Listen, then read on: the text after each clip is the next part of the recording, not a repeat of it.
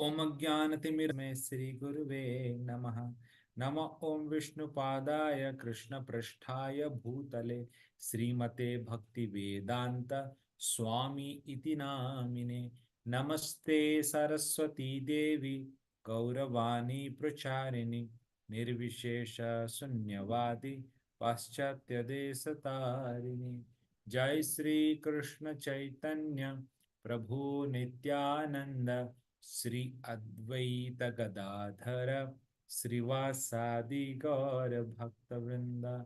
Hare Krishna, Hare Krishna, Krishna Krishna, Hare Hare, Hare Rama, Hare Rama, Rama Rama, Hare Hare. So I welcome all of you to our Bhagavad Gita session. Today we are going to cover Bhagavad Gita chapter 2. Already chapter 1 we have covered the flow. In the flow of Bhagavad Gita we are seeing from the first chapter. So uh, this chapter 2 is very important because before beginning, uh, before explaining all the yoga system, Lord Krishna in the chapter 2nd, he is going to summarize all the yogas, what all is mentioned in the Bhagavad Gita. That's how this Bhagavad Gita second chapter is very, very important, because you are going to go through all the sections very briefly, but you will get to know everything of something in the second chapter. So let's begin the second chapter Bhagavad Gita. This is called Sankhya Yoga also. Why? Because Krishna is going to explain. Sankhya means they study everything in very minute way, in a very detailed way. They what is not, what is not, what is this. They segregate everything. So Krishna is going to also segregate that are we this body? No. Okay. Are we this mind? No. Okay. Are we this intelligence? No. Okay. Then who we are? Yeah, the soul. This knowledge, the very important foundational knowledge of spirituality that we are going to get in the second chapter. So this is the breakdown of the chapters we are going to, the sections we are going to see in this second chapter. In total, there are 5 sections are there.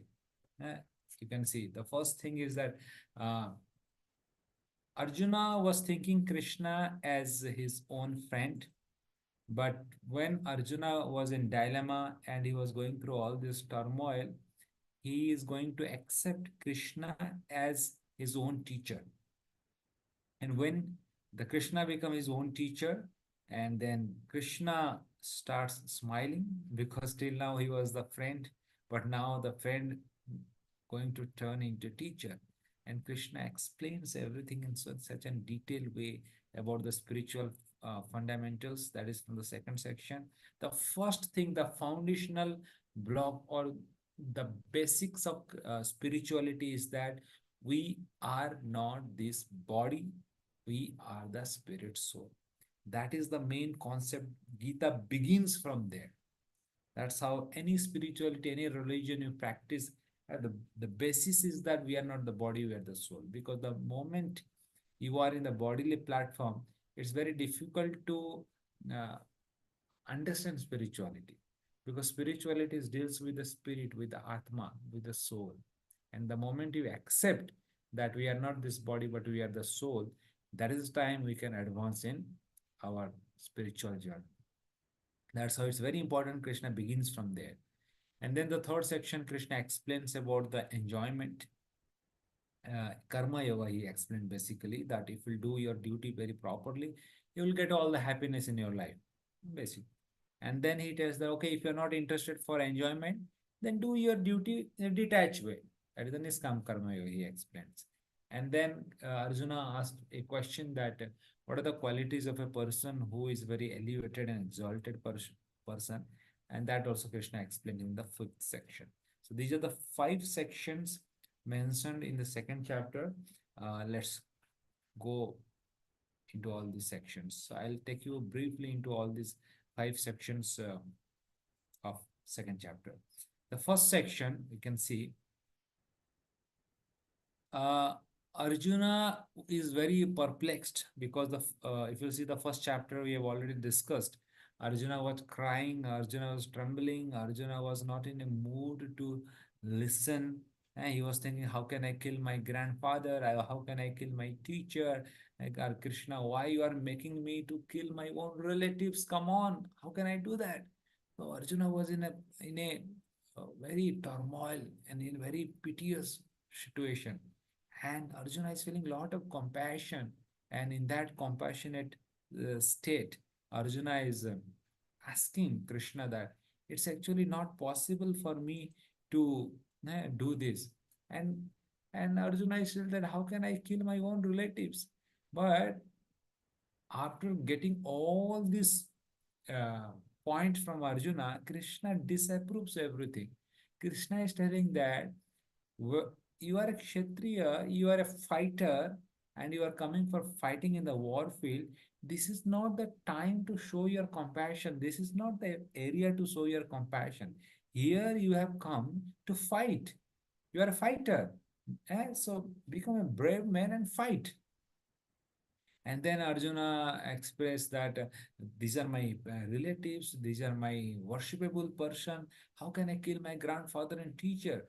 Better I'll go and beg and I can stay there happily. I don't want to fight. So I will be happy in begging and I'll just live like a mendicant person. Eh? So then Krishna explains that just see, Arjuna, that you are thinking that you are a warrior and Kshatriya person, but the way you are talking, it doesn't match. Because generally, a person who goes for fighting, he doesn't tell all these things in the war field. So, better, whatever your duty, you just do your duty and don't talk like an eunuch. So, this is the wording Krishna uses against Arjuna. Can you imagine? Arjuna was like a Kshatriya, such a brave man, and he's crying right now. So, Krishna tells that you talk like an eunuch. What's the problem with you? Why you are talking all these things right now in the war field? And when Arjuna was chastised by Krishna, left, right, center, Arjuna was totally perplexed. And Arjuna was thinking, my God, what to do now? And I was thinking this Krishna is my friend, but doesn't look like that. He's chastising me like anything. And this is the time Arjuna understand that my platform and Krishna's platform is different. I'm not, we both are not in the same platform because generally when both are in the same platform and somebody is going through some emotional turmoil, that affects the other person also because both are in the same platform. But now Arjuna could understand that Krishna is very happily replying and he's not getting affected by Arjuna's emotion. So then Arjuna could understand that Krishna is actually much more higher than me. And that is the time Arjuna takes shelter of Krishna. Arjuna takes shelter of Krishna in the seventh sloka. And Arjuna tells that, oh my Lord, I don't have any other means. I tried my intelligence with my emotion. I tried so many things, but nothing is working right now. Please give me shelter. Please show me the path.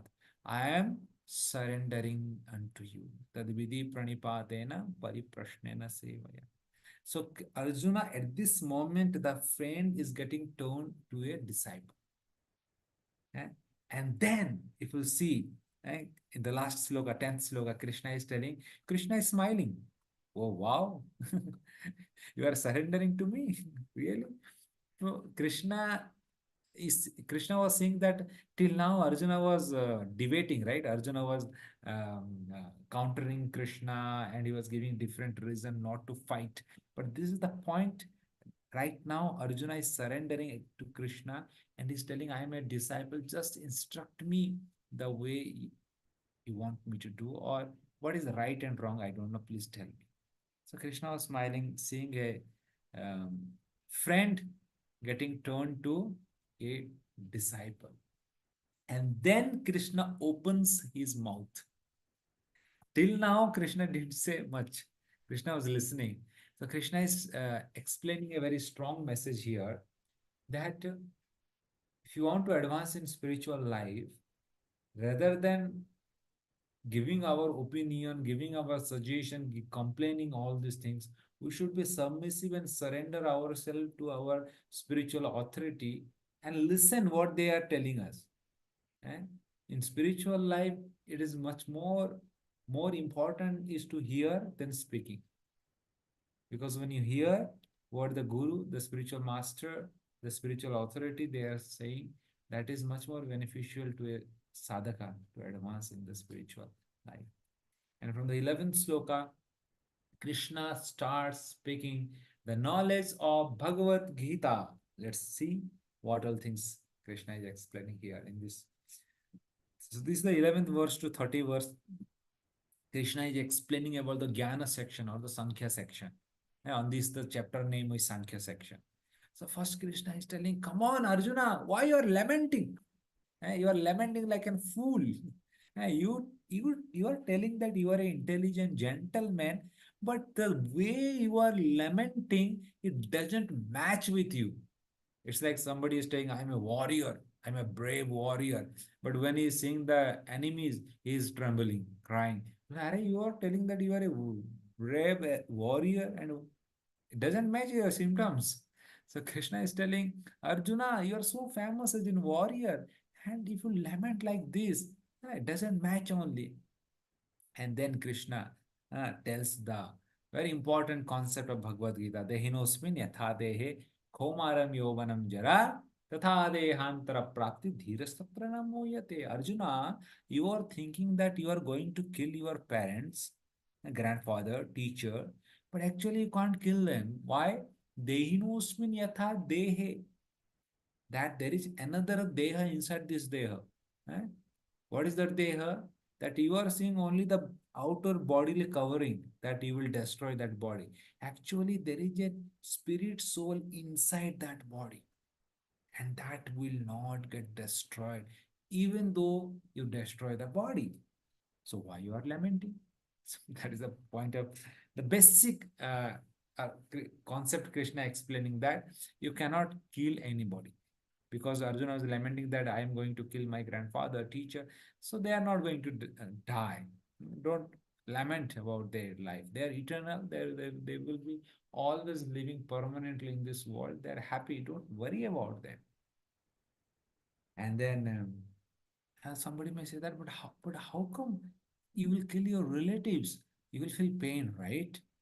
Killing your own relative, I'm okay that they are not going to die, but they will live permanently. That is okay, but still you will feel pain, right?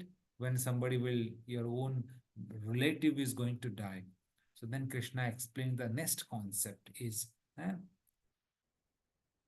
tolerant. Matra sparshastu kaunteya sitosna sukha dukkada agamapainu nitya tamtitiksha bharata. That is just like winter season comes, you feel very cold in the winter season, right? In the winter season, nobody wants to take morning bath for the Mangalarti. It's very cold, and especially if you're staying in the northern part of India, it's very cold. eh. So, but in the summer season, now from the March, April, summer is coming. So in the morning time, you feel very good to take cold bath because it's summer season. So Krishna is telling it's like in the winter season, somebody may not like to take bath in the cold water, but the same person will like to take cold water bath in the summer season. Why? Because the situation has changed. So Krishna is telling, my dear Arjuna, nothing is permanent in this whole creation. Now it's a winter season, you are not liking the cold water. After a few months, the summer season will come. And the same cold water will be very pleasing. You will like, let's take bath, enjoy the water. So the situation is changing. So similarly, the formula is that tolerate the dualities of life. And don't be attached to the winter or don't be attached to the summer. Just tolerate the life. Kabhi khushi, kabhi gum. The happiness and distress are going to come in this material world because the world is designed in such a way. So don't get attached to one side of the coin. Just be detached and enjoy the life. Carry on. If you are getting some distress, tolerate, and think that it is not permanent, it's a temporary. Tomorrow it will go, and enjoy tomorrow. And also don't be attached to the enjoyment, because that is also going to be go. In this way, Arjuna, be detached and tolerate the happiness and distress and just carry forward your duty. That's how the Krishna is telling. And Krishna is telling, Krishna is giving a nice example in the 22 sloka. He's telling that it's like you are wearing a dress, and if the dress is getting old and it's getting torn, then you throw the dress and you take a new cloth, right? And people get happy when they get a new cloth. Similarly, Arjuna, the body is getting old, and when the body is getting old, the soul by nature it want a new body. Just see your Pitama Bhishma, such an old person. So his body is already old. So the soul is wanting to get a new body. So if you kill that old person's body, then actually you are helping the soul to get a new body. So why are you bothering so much? Just perform your duty. That's how Krishna is explaining. And then Krishna is telling, just imagine Arjuna, just see from how many angle Krishna is just helping Arjuna to understand this concept logically, reasoning way, philosophically. Krishna is explaining Arjuna to understand the concept. And Krishna is telling, just Arjuna think, the soul is unborn. It is eternal, right? And the soul is not going to be die. It is eternal. So the thing which is eternal and not going to die, why to lament so much for that thing, Arjuna? In this way, Krishna explains that also in the 23 sloka. And then Krishna explains in the 27, 28 sloka that just see, uh, somebody may question that then what the soul is doing in this body. The soul is residing in this body is like a person resides in a house, just like a person resides in a stays in a house and he gives the rent, and the moment he stops giving his rent, then the owner will come and he will tell that just leave the house. Similarly, the soul, according to his pious credit, the soul stays in a body as a tenant. And when the time comes, 60 or 70 or 80 year, he has to leave this body and he will go to the another body. So in this way, in the birth and death life cycle, the soul continue his journey one after one after one. And this is the rule of life. So Arjuna, never get a lament for this body, because this body is temporary and the soul is permanent, and it is rotating in this birth and death life cycle. And that's how the Krishna in this 11th to 33 sloka in this section, very interestingly, very nicely, Krishna explains the concept of body and soul very nicely.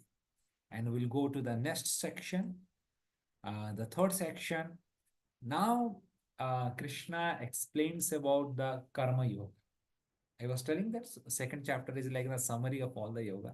So Krishna is now going to explain about the Karma Yoga. In the Karma Yoga also there are two types of yoga. One is called Sakam Karma Yoga, another is called Niskam Karma Yoga. Let's try to understand what are the two type of yoga. Krishna is very systematically explaining Arjuna. So the first Krishna explaining about the Sakam Karma Yoga. Krishna is telling Arjuna, look who you are. Arjuna, I am a fighter, I am a Kshatriya. Okay, so you are a fighter, right? So what is your duty? My duty is to fight. My Swadharma is to fight. I am a Kshatriya. And then he was telling, just see, you are a fighter. Your duty is to fight. Eh? It's like a, it's like a, suppose somebody is a very champion in playing boxing, and suppose he's getting an opportunity to play a match against another boxer. He will be happy, right? Because he's a champion in the boxing. So he will be happy to play if he's getting an opportunity to play. So Krishna is telling you are a Kshatriya. You like to fight. and you are getting an opportunity to fight. Come on. And this war is the international cricket match is happening, and you are in the final match. It's not an ordinary match. It's a Mahabharata. You are a warrior, you want to fight, and you are in the final match of cricket. India versus Pakistan is happening. Just imagine who is bowling that side. Duryodhan is there, number one terrorist. So you have to kill that person, you have to fight. You are in the side of the dharma, and they are in the side of adharma. So you are such an opportunity you are getting to fight. eh? And you are telling that you will not fight. What kind of person you are? Krishna is telling. So this is what called karma yoga. So karma is coming prominent now.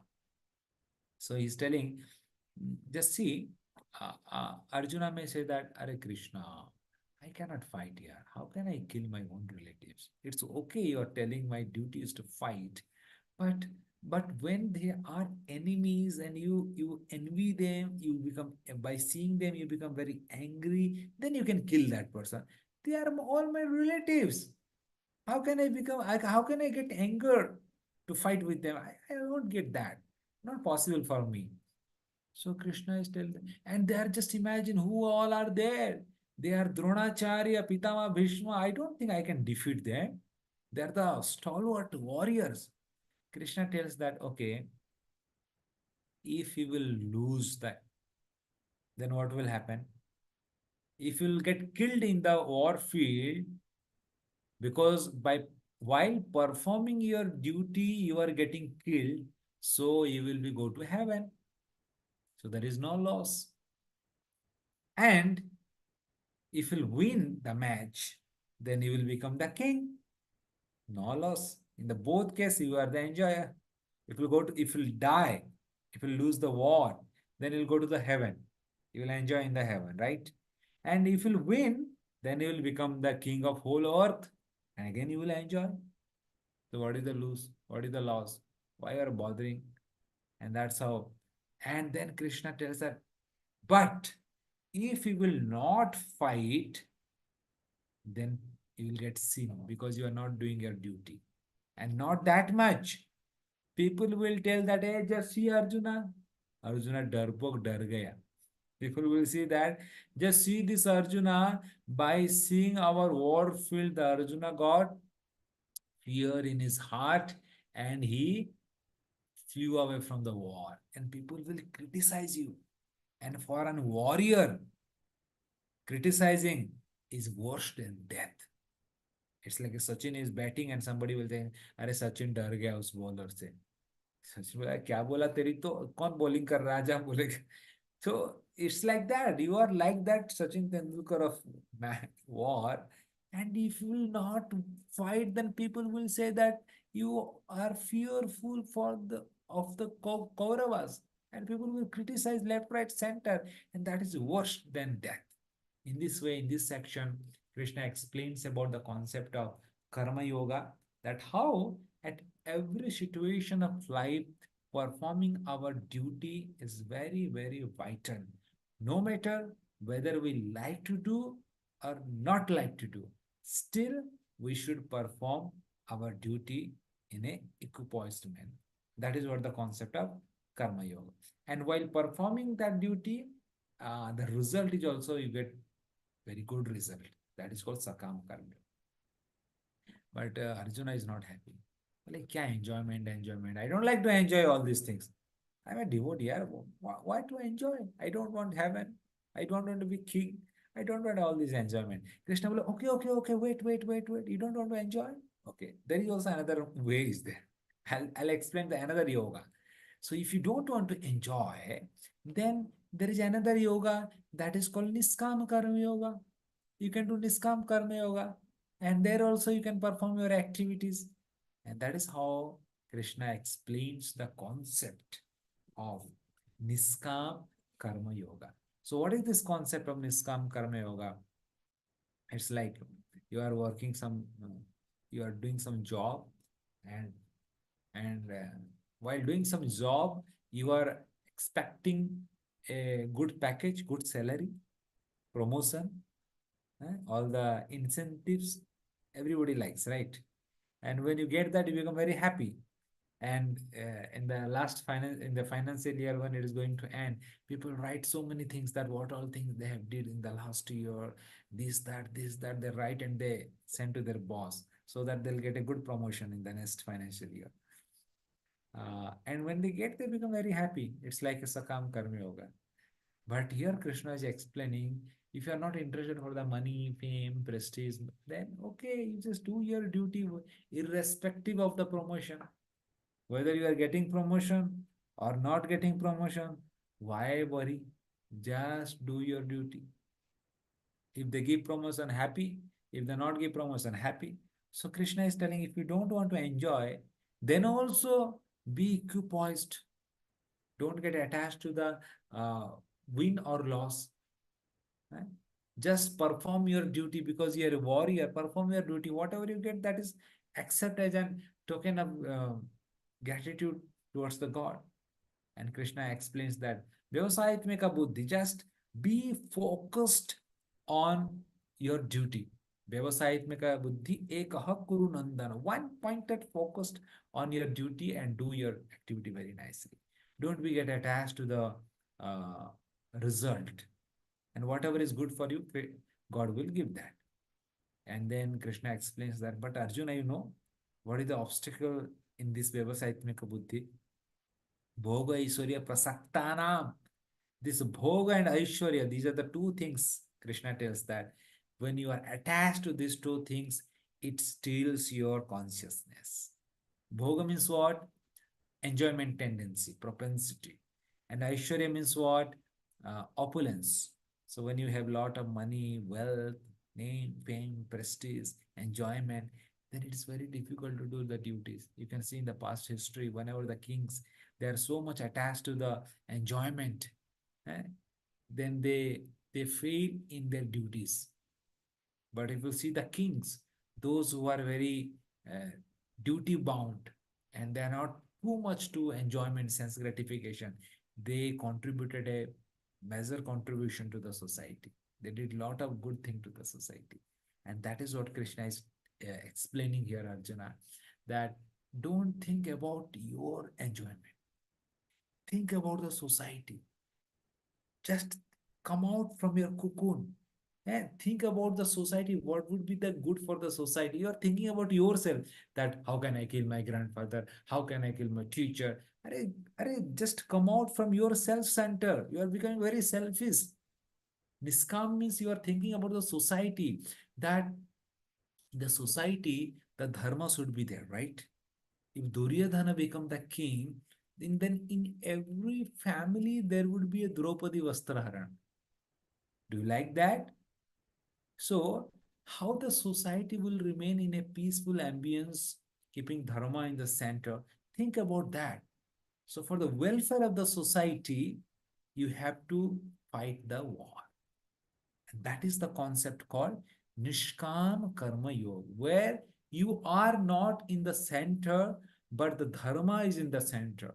You are performing the duty irrespective of whether you like to do or not like to. Whether you are going to get salary or not, you are going to perform that duty. That is much more higher than Sakam Karmi. And that is what Krishna is teaching to Arjuna, and Arjuna was spellbound. Wow, what a concept. Yeah, I like this. It is something, now Arjuna is now getting attracted to this philosophy. Yeah, it makes little more sense. Because here Arjuna is not in the center. Krishna totally, he just make Arjuna to another level only with this philosophy. And then Krishna is telling that in the 47th sloka. So while doing your activity, and do your act, your duty with proper attachment, simultaneously detached from the result.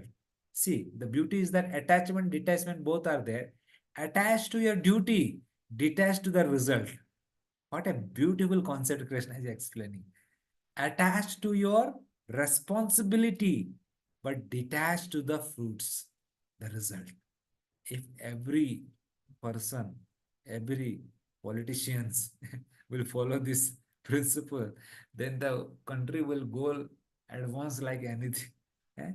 attached to your responsibility, to the duty, to the sacrifice, detached from the result, from the fruit, from the outcome. And that is the beauty of Niskam Karma Yoga, Krishna is explaining here. And then Krishna is telling that just be fixed in the divine consciousness. So when you are fixed in the higher goal, in the higher consciousness, then all these petty things of this material world will not distract you. And that's how Krishna ends the discussion here in this section. And Arjuna was little impressed with this discussion. And in the last section of this chapter, Arjuna, when he hears that how a wise person is always equipoised and is not getting distracted with all the dualities of life, Arjuna wanted to know more about that kind of person. That you told about Sthita Pragya, they are always in a higher consciousness. They are not distracted with the petty things of this material world. Actually, tell me more about this person. How he talk, how he speak, how he sits down, what are all qualities this person have. Please put some more light on this kind of person.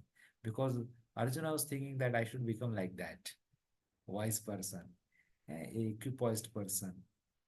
So Arjuna put these four questions before Krishna, that what are his characteristics, how does he walk, how does he talk, how does he sit, and to reply these questions, Krishna answers the last section of this chapter. The four questions Arjuna asked. The first thing is what all are the qualities of a person who is in that level? Krishna says, oh, that person, he doesn't have any material desire. He doesn't have any material desire, and he's always satisfied. Now, the thing is that a person is happy and satisfied, then he will not hanker for any material thing.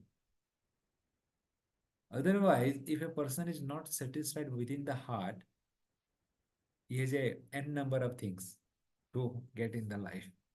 If you'll give him a cycle, he will tell, I want a motorbike. If you give a motorbike, he will tell, I want a four-wheeler car. Then if you give a car, I want a helicopter. So the problem is that there is no satisfaction in the heart. So when the heart is not satisfied, then people try to get material things in their life. And they want to become happy by acquiring material things. And there is no end to it. So Krishna is telling that person is always satisfied, whether he is a palatial home or a jhopodpatti. In every situation of life, he is happy. Why? Because the happiness comes within the heart, not from the outside scenario. If the soul is happy, connected to the higher consciousness, then the person is always happy. That is what the qualities of that person. And how does he speak? कैसे बात करता है? If you scold that person, he's undisturbed. If you praise that person, he's undisturbed. So he's not at all disturbed or controlled by your speech. Whenever he wants to speak, he speaks.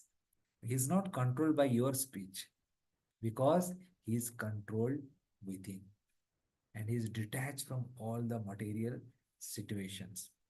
Wow. And the third question, how does he sit? कैसे वो बैठता है? So this means that how is your sense control? Krishna gives a nice example. Kurma. Kurma means tortoise. Krishna tells that, have you seen a tortoise? Suppose if you go near a tortoise, the moment you are going to touch or go very close to the tortoise withdraws all his limbs inside the body. Yes? Just to protect himself. And then when the tortoise feels that it's a safe ambience, that is the time the tortoise again takes out all the leaves. So Krishna is telling that person is also like a tortoise. Whenever he is feeling comfortable, the ambience is good. That is the time all his senses are active and he engages. When he come to a temple, he takes darshan of the Lord very nicely. He hears the kirtan very nicely. He smells the flower very nicely. He tastes the prasadam very nicely and he dances with all the devotee Gaur Premanande very nicely. But when he goes to a place where there is a uh, not so favorable ambience, it's not a devotional ambience. They are playing some Bollywood song, eating non-vegetarian food. Just he's in a mood to complete his work and just go away from that place. He doesn't enjoy that place. Yeah, so wherever there is a favorable ambience, he like that place. And wherever there is a unfavorable ambience, yeah, he tries to protect his senses from that unfavorable ambience and does the needful and just leave that place. So the devotees are like a kurma, like a tortoise, Krishna explains. And Krishna tells that Arjuna, you know one thing, you can do this what I told you only if you have a higher taste. Otherwise, it's not at all possible. Eh? Eh? Param drushtva nivartante. Only when you have a higher taste, then only it will be possible. Otherwise, you will get carried away by the Bollywood song. When you are listening kirtan, when you are enjoying prasadam, mahaprasadam, then normal food you won't get attracted by that. So Krishna is telling him that bhakti is not about negating, but bhakti is about engaging us in a higher taste. So when you are engaging in a higher taste, then automatically the lower things you get rid of. That is what Krishna explains, answering to the third questions of Arjuna. And then the fourth question of Arjuna, how does he walk? कैसे चलता है? It's indirect questions actually. How does he exactly कैसे चलता है नहीं? How does he walk means how does he interact with sense object? How does he interact with the sense object? Krishna is telling that ah, he's telling that he's always in peace, whether he's getting very happy or whether he's unhappy, whether it's getting a lottery, crore of lottery, or whether he's getting bankruptcy, he is equipoised, always neutral and steady. His mind, intelligence is totally focused on me, and no material circumstance can uh, disturb that person. So when Prabhupada was doing his business in India, and he had a shop here in India, and he got a news that his whole shop was burnt. Eh? And Prabhupada ran and he went there and saw that the shop was burning, fire, and people were doing, "Yare, ye karo, wo karo, wo karo." And then Prabhupada was laughing. And somebody asked, "Why you are laughing? What happened?" So he was telling, it was not mine, and some other Krishna arranged, and Krishna took everything, whatever God's desire. Imagine, can somebody tell like that? His own shop is burning. Can somebody tell like that? Why? Because his mind, his intelligence is totally fixed on Lord Krishna. And then only it is possible for a person to say like that. Otherwise, it's not possible. People get mad to see that your shop is burning. And here is laughing that Krishna took everything. That is how a person whose mind, intelligence, everything is fixed on Lord Krishna. He is not bothered, not not get carried away by any external situations of life. He's always fixed on the lotus feet of Lord Krishna. In this way, Lord Krishna explains the concept, the questions of Lord, um, the Arjuna, the four questions of Arjuna, what Arjuna asked in this last section. So today we saw second chapter, the overview of the second chapter, the 5 sections of the second chapter.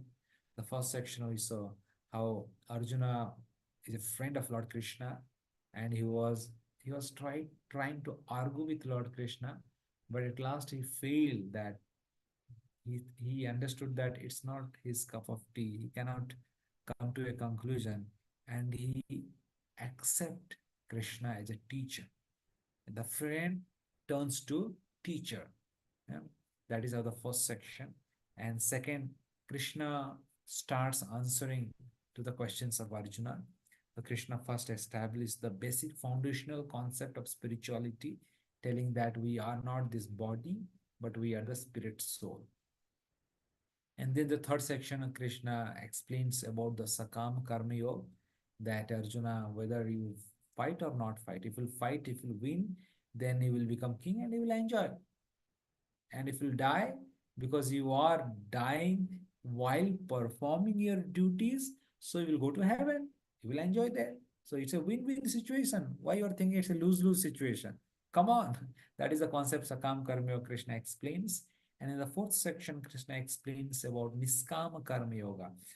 Suppose I'm not at all interested for enjoyment. It's okay, fine. Then do your activity without the result. That is Niskam Karma Yoga. You will get a higher destination. You will get a liberation also. And while explaining the Niskam Karma Yoga, Krishna tells that these persons, they are Chitta Prajna. They are not at all distracted by uh, the material situation surroundings. So Arjuna become very curious that wow, it looks very interesting, yeah. So I should become a Sthita Prajna. So Arjuna is asking question, can you please put some more light on this Sthita Prajna? And then Krishna in the last section explains that actually it's not a theoretical knowledge, Arjuna.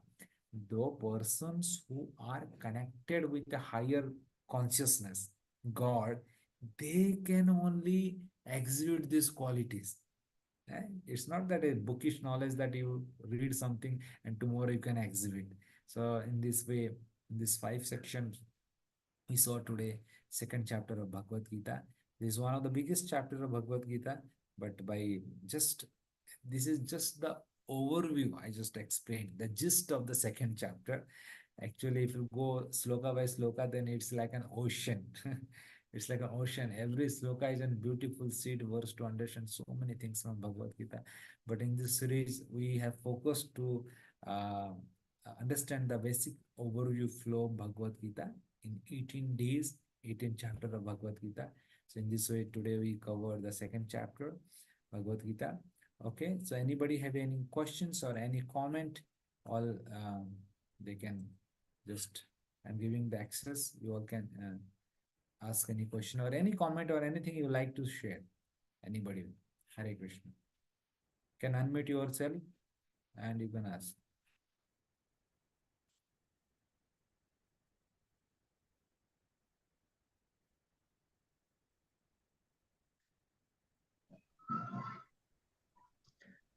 Yes, Hare Krishna, Nihal. Prabhuji. Yes, Hare Krishna.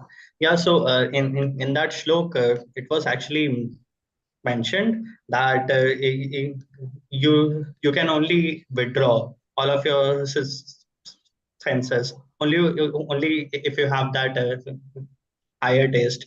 But most of us won't have that higher taste. So it's not. So is it possible or not in order to completely withdraw? Yeah, yeah. So right now we may not have that higher taste, but it's like we are in the process. We can't exactly also tell that we don't have anything. So suppose we are practicing bhakti and we have gave up our eating habits, non-vegetarian, intoxication. It's like something we are getting in the bhakti that it helps us to give up those negative things. Yes or not? It may be not that such an higher taste, but it's some higher taste you are getting in a minute fraction. And that helping us to get rid of all this nonsense activity, what a normal person, so-called normal person, for them it's a higher thing. Or somebody people ask, how come you stay without enjoying all these things? Yeah. How you are enjoying the life then? Our enjoyment is high. So we take darshan of Lord, take prasadam, nice vegetarian prasadam, dance in the kirtan, go to different dham and darshan. So there we get some taste. You can't deny. Yeah, I'm saying that we are not getting higher taste because to get higher taste, we have to be get rid of all our anarthas. And to get rid of all our anarthas, it takes time. This chanting Cheto Darpana Marjana, and Chaitanya Mahaprabhu tells that when somebody takes shelter of this holy name and sincerely chant this holy name is not different than Lord Krishna. And Krishna sees our sincerity. eh? So when somebody is sincere without any ulterior motive, dedicated to Lord, and Lord helps. And for that only Lord is there as a Paramatma, right? Otherwise, why Lord is there in everyone's heart? Lord is waiting for this day that when my devotees, they will chant my name, they will come to me. The moment we express our sincerity and humble prayers to Lord Krishna, immediately Lord helps us in our journey, and he gives the taste. Lord gives the taste. It's his wealth. We can't ask or we can't demand. The bhakti is like it is given from a higher authority, from higher Vaishnavas, from Krishna. So like that, we have to be in a prayerful attitude. We have to practice bhakti. Also, I just have to ask you one more thing. Like, what is this higher taste? Like, is it being happy all the time? Like, what is it exactly? Higher taste, Rupa Goswami explains in the Bhakti Rasamrita Sindhu that there are 9 stages of bhakti. Shraddha. Shraddha means in the beginning stage is like you have some faith. There are so many uh, path are there. There are so many faith system is there, but you have some faith in Krishna consciousness. That's how you are associating with devotees, right? Shraddha, sadhu sangha. So when you have faith on this system, then you sadhu sangha. You associate with the sadhu, with the Vaishnavas, with the devotee. Shraddha, sadhu sangha, bhajana kriya. And in the association of devotee, what you do? We don't watch movie or enjoy in the pub, dance in the pub bar. Bhajana kriya. We hear and chant about Krishna. Like 1 hour we are doing bhajana kriya. Like I am doing kirtanam and you all are doing sravanam. And you are telling something, I am doing sravanam. So paraspara, we both together we all are 15, 20 people, we are doing sravanam and kirtanam. Bhajana kriya. This is called bhajana kriya. It can be singing, chanting, hearing lecture, speaking lecture, all are coming in bhajan kriya. Shraddha, sadhu sangha, bhajan kriya. And then when we do this bhajan kriya, over the time, anartha nivriti happens. Anartha nivriti means what all anartha, what all unwanted things are there in the heart, it get cleaned. And when anartha nivriti happen, the fifth stage is nishta. Nishta means determination. You become very determined in devotional service because you can see the result, na? Oh, like this way to work. Wow. So when you see the result output, hence proved, your determination become very strong. Nothing can shake you from devotional service. That is called nishta. And after nishta, the next stage is called ruchi. Ruchi means taste. You are getting some taste, higher taste. Like you eat a gulab jamun, you feel very nice, right? Similarly, in devotional services, so when you chant Lord's name, read Bhagavatam, when you take darshan, you feel very happy in your heart. You feel very nice. Okay, and that taste actually makes you hanker for Krishna more because you are getting something out of this whole world, and that makes you more happy. That is called ruchi, and then further the ruchi become asakti. Asakti means you are getting more attached to Lord. That is asakti. And then further it become bhava and prem. So bhava prema means uh, it's like you are understanding your relationship with Lord Krishna. That what is your swarup and what is your relation of yourself with Lord Krishna, how you you are related to Krishna in the spiritual world, all that thing get revealed in your heart. That is another world only, Bhava and Prem. We can't imagine also in this conditioned state, but at least these are the stages, 9 stages of a sadhaka. He goes through the life like that. And we should all aim to reach this stage of Bhava and Prem in this life only. Life is very short and time goes like that. So you should be very sincere and very honest in our practice. In a begging way, we should beg our Guru and Krishna so that we can very fast we can go through all these 9 stages, and then bhakti will be such a blissful process in the future process of Nishta Ruchi, like that.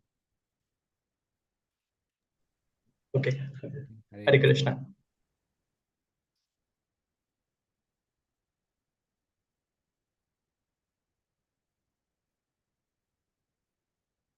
Anyone else want to share anything or ask anything?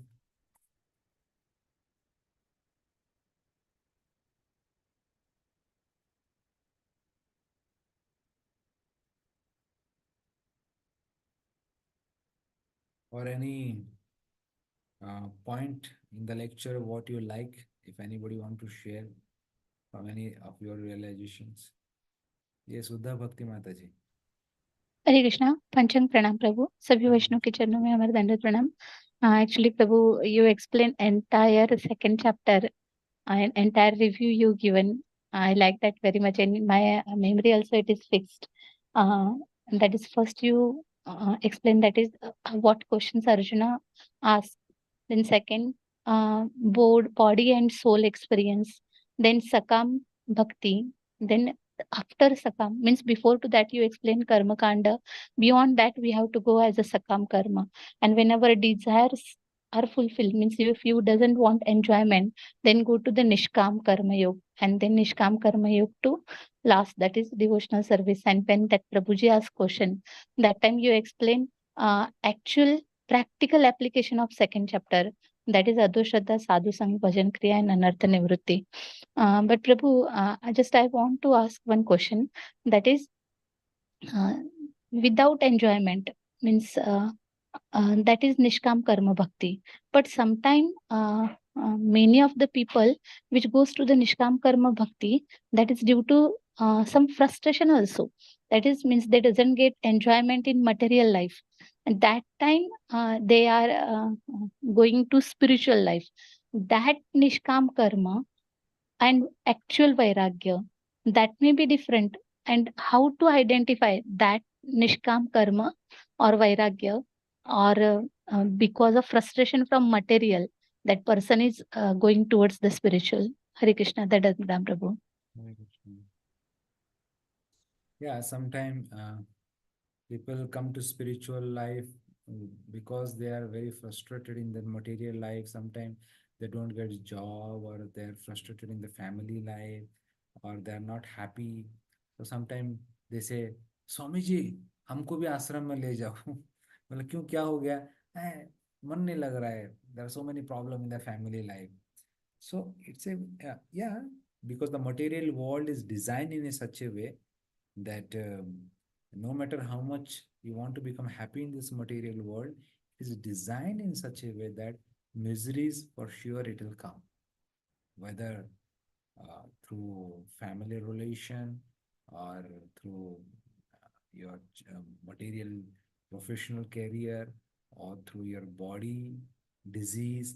Somehow or other the problems will come, because dukhalayam asasvatam. So if a material situation, material problem is coming, and a person is taking shelter of God, nothing wrong in it. But the point is that when you come to God and take shelter, there is a high chance that in that process, in the association of Vaishnavas, devotees, his aspiration may change. Like in the Gita, Krishna tells, we will study in the further chapter, Artha Arthati Jigyasu. Sometimes some person comes because of misery, Artha, some come for the money.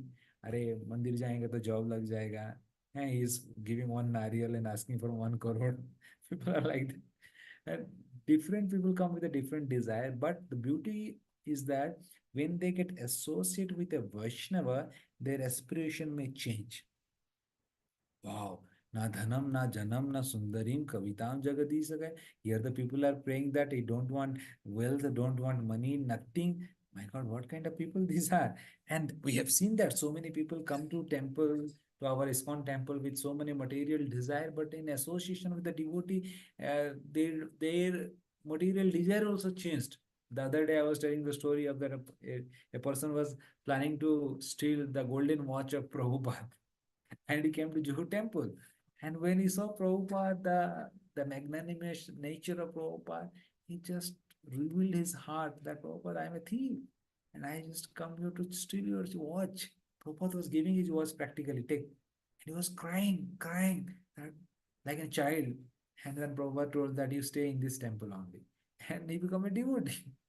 Thief to a Vaishnava, can you imagine? And till now, he's there in the Juhu temple and serving in the different departments.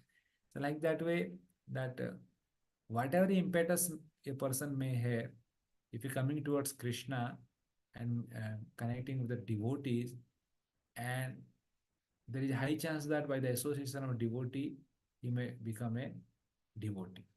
So, in this way, that association of devotee matters a lot, like that way. Yes, Prabhu. Thank you. Jai Shri Prabhupada. Shri Prabhupada, very merciful. Because of association of Shri Prabhupada, that person may be changed. Because of pure Vaishnava's association, this a drastic change takes place. Hare Krishna. Thank you very much. Dandavat Pranam, Prabhu.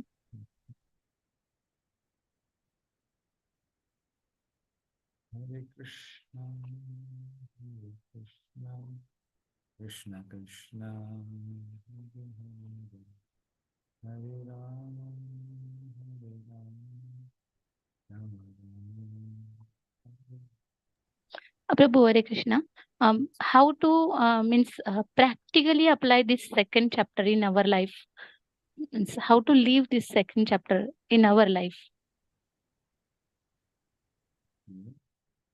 Second chapter, the first thing, we can remind ourselves that we are not this body, we are the soul. So in higher sense, we can remind ourselves that not only soul, but we are the servant of Lord Krishna. Jive Swarup hai Krishner Nityadas. We are not only soul, but this soul is part and parcel of the supreme soul, that is Lord Krishna. And Krishna is our mother and father. In this way, we can remind ourselves every day that I am a spirit, part and parcel of Lord Krishna. And somehow other, by my misfortune, I am in this material world. I have forgot Krishna. But I got a good fortune. And in that good fortune, I got the association of Vaishnavas. And now again, I am reinstated in this Vaishnava devotional service. That is my fortune.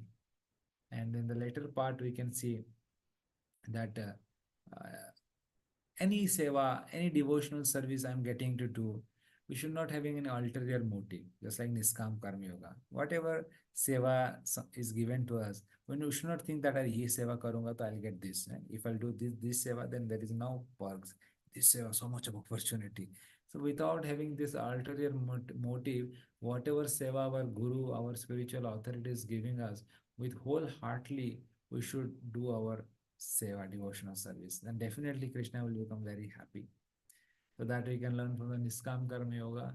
And then we can learn from the last part, the Sthita Prajna, how that eventually it will become very sincere and serious in our holy name. Because ultimately, whether you read Gita or Bhagavad or Chaitanya Charitamrita, the essence is that Harer Nam, Harer Nam, Harer Namaiva Kevalam, Kalau Naste Va Naste Va Naste Va Gatiranyata.